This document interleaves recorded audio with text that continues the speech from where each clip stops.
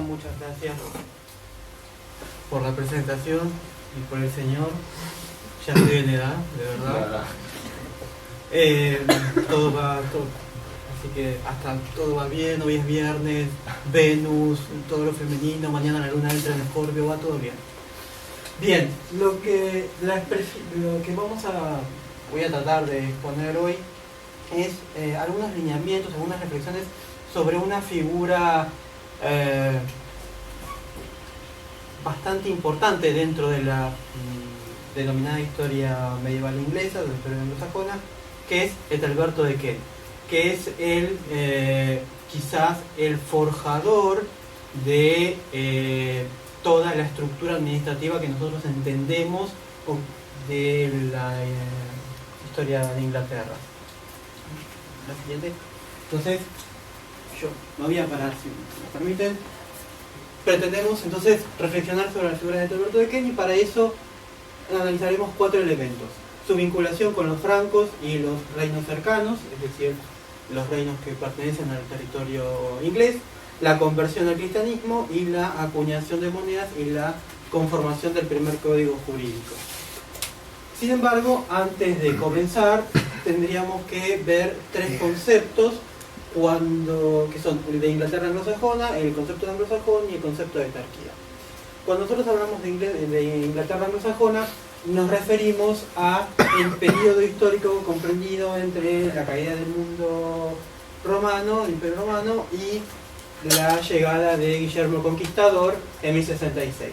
Ese sería el marco y a su vez estaría dividido del siglo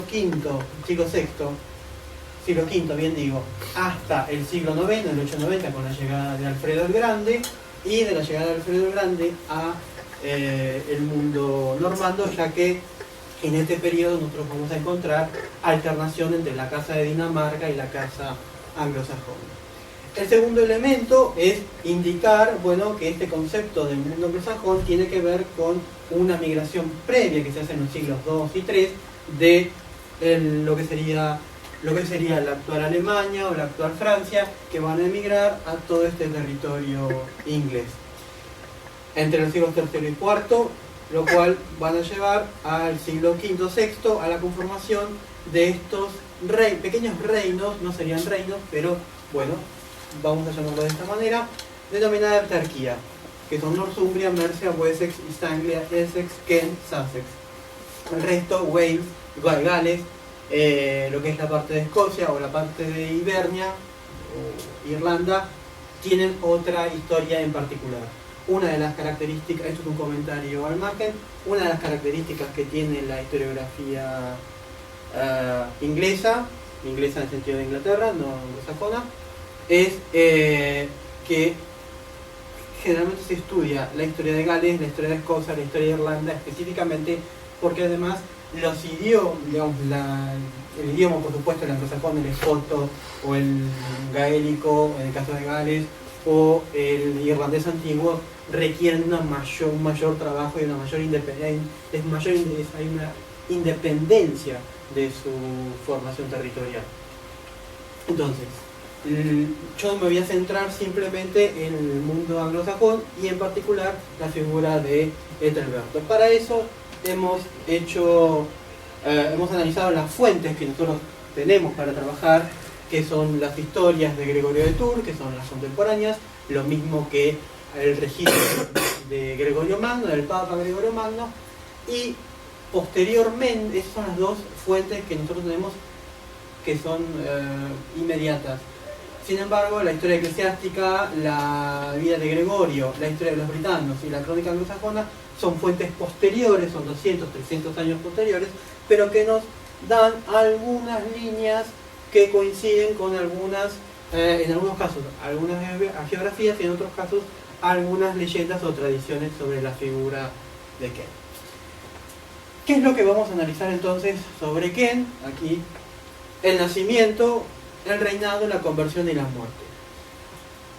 Generalmente, digamos, todos los datos que nosotros tenemos los sabemos a partir de la figura de Beda el Venerable, que es el gran, digamos, no historiador, pero es el gran intelectual que va a escribir la historia de este reinado, de esta zona, independientemente de otro autor que es el de Hilda, pero que es del siglo V. Tanto Beda como la crónica anglosajona como las cartas de Gregorio no están de acuerdo más o menos cuándo nacería, cuándo habría nacido, tampoco la muerte. Bueno, lo único cierto es que la muerte, como toda muerte, las personas se mueren en momentos menos inoportunos, es que se muere en un proceso de desarrollo del cristianismo. Lo cierto es que hay una variación entre 5 y 10 años. Nosotros hablamos de la muerte, nosotros partimos de la fecha de la muerte, que es 616, sin embargo, algunos la ubican en 618. Esa diferencia de 2 años hace que nosotros entendamos que haya vivido 56 años o que, como dice Beda, gobernó durante 56 años. Hay un problema de interpretación. Si entendemos literal a Beda, es decir, que gobernó 56 años, no estarían dando los años correctos de edad, porque superaría la media de ese periodo. Lo cierto es que veremos que hay algunos elementos bastante particulares. Por lo pronto, algunos sostienen que en realidad Ethelberto murió a los 56 años, no es que gobernó 56 años, y que el reinado se estaría dando entre el 689 hasta el 618, y su conversión, que es lo único seguro que tenemos porque está en un registro que es el de Gregorio, es del año 597. El resto son fechas bastante aleatorias. El segundo punto es la cuestión del matrimonio. Este hombre se casó una vez, generalmente los matrimonios son 2 veces, una para ver cómo es, la segunda será la segunda. Ya después 3 es masoquismo. Se casa entonces con Berta de Ken. Lo cierto es que esto es un problema porque aquí no coincide la fecha. ¿Por qué no coincide la fecha? Porque si nosotros tomamos lo que dice Gregorio de Tours, nos indica lo siguiente. Bueno, la hija de Childeberto, se casó con un tal rey de Ken. Esa es la frase textual. Ahora bien, el punto es que Childeberto se casa en segundas nupcias y tiene a Berta. El punto es que es madre a una edad bastante avanzada para el promedio de esa época, que es a los 40 años. Por lo cual, no sabemos si el matrimonio con Ethelberto fue, como dice Beda, por acompañamiento, es decir, por la presencia de algún obispo, es decir, fue con un acuerdo de minoridad de edad, o con posterioridad. Lo único cierto, por supuesto, es el matrimonio porque está constatado, pero no sabemos cuándo efectivamente se lleva adelante el matrimonio.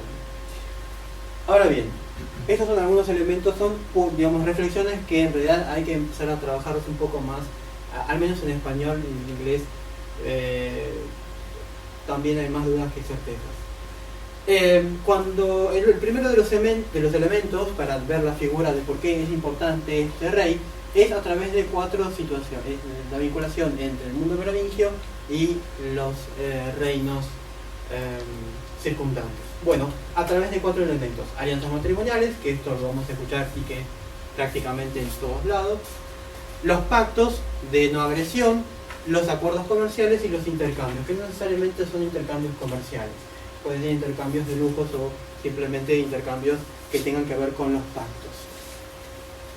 El segundo elemento entonces es la conversión al cristianismo, como hemos dicho, de 597, llevada a cabo por Agustín de Canterbury, por un proceso de expansión emprendido por el Papa Gregorio Magno, en el cual él tiene la vocación o el interés de poder llevar al cristianismo más allá de las fronteras de Roma, por lo cual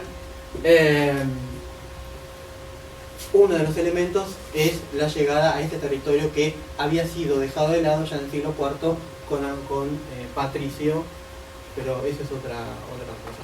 ¿Por qué es importante la conversión al cristianismo? Primero porque, bueno, como todo, acá que la persona que influye es Berta, la mujer, pero además lo más importante es que la conversión al cristianismo lo hace pertenecer al rey anglosajón a algo que es muy importante para la comunidad cristiana, que es esto, es la eclesía, es la comunidad. Yo pertenezco a esa comunidad universal religiosa, por lo cual ya le está dando entidad e importancia a ese reino. Siguiente, por favor. El otro elemento es la conformación del código legislativo. Es bastante particular, es el único manuscrito que existe, pero este código tiene influencia, es importante por dos motivos. Primero, porque hay disposiciones específicas en reglamentación a la mujer, lo cual es bastante interesante y bastante novedoso para el periodo. Y en segundo lugar, la tipificación que hace de este código legislativo, porque es detallado y en realidad está medianamente vinculado con influencias cristianas, en este sentido con el Concilio de París del 614, lo cual tenemos una vinculación, digamos, como habíamos señalado en esta conversión, en este contexto. Y el otro elemento por lo cual Ethelberto es sin duda un rey importante es porque por primera vez se acuñan monedas independientes del mundo romano, que se usan monedas romanas y se acuñan monedas propias. Estas son monedas posteriores, son del siglo VI, esto es de una casa de subastas. Para aquel que esté interesado, están 9.000 libras, una ganga, pero son muy difíciles porque es oro, son acuñaciones de oro, de oro en menor medida y de plata en segundo lugar. Pero eso es importante, quiero decir, ¿por qué señalo esto? Bueno, porque la acuñación de moneda, por supuesto sabemos que implica la independencia en relación a otro y al mismo tiempo le permite mantener relaciones comerciales y de peso, sobre todo, esto lo vamos a ver más posterior, cuando los hallazgos arqueológicos demuestren que en la zona de Bizancio, por ejemplo, en la zona del Mediterráneo, se encuentren monedas, shillings, anglosajonas o monedas bizantinas en Inglaterra, ¿sí? En síntesis, esto es en realidad algunas reflexiones parciales para poder ingresar a trabajar en textos más elementales, sobre todo porque los registros documentales que nosotros tenemos en realidad son muy escasos. Todo lo que sabemos de esta figura son esas fuentes que nosotros mencionamos, y a su vez esos registros que nosotros tenemos son breves, son muy breves, por lo cual llevar adelante todo un trabajo prosopográfico, si se quiere, o de biografía sobre una figura cuya documentación es nula, es bastante complejo. En realidad deberían marcarse en todo un proceso de reyes anglosajones que en realidad se está llevando adelante en Inglaterra desde finales del siglo XX, ¿sí? Entre la Universidad de Cambridge, el Departamento de Anglosajón Nórdico y Celta, y la Universidad de Aberdeen con Dunville, que es un especialista en el mundo anglosajón. Gracias.